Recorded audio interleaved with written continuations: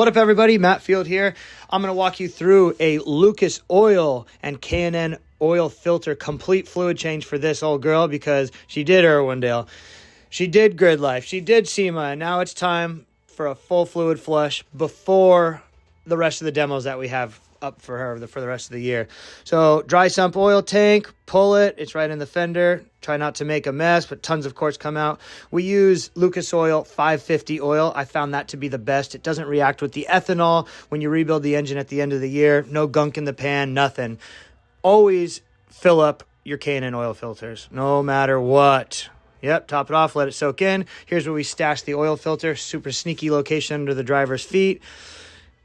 Pull that thing. Hopefully you don't make a mess. Look at us. We're freaking pros at this point. I mean, come on. What are you going to do about it? Cool.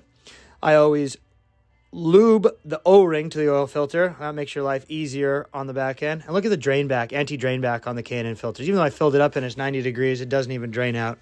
Freaking magical. All right. Grab the plate. One Zeus to affix it back to the chassis, and we move on. This is our ARE dry sump oil tank, and again, Lucas Oil 550 engine oil. Top it off in here, and we will be done. Bada boom. Hell yeah. Drink up. Okay, oil change done, complete. Now we're going to change the power steering filter. Cool little addition that we've had and has made a huge difference on power steering system life. Let's do it. All right, here we go. Changing the power steering filter. It's down below, mounted on the cross member. We open up a line and steer back and forth to try to get rid of all the fluid. Connect it back up. Couple of hose clamps. Could not be any easier. Of course, my favorite thing in the world, contact cleaner to clean it up. Yeah, the best.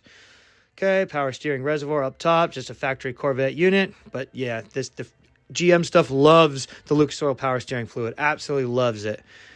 Very little issues since we started using Lucas power steering fluid. Okay, now you always got to bleed your power steering once you change the fluid.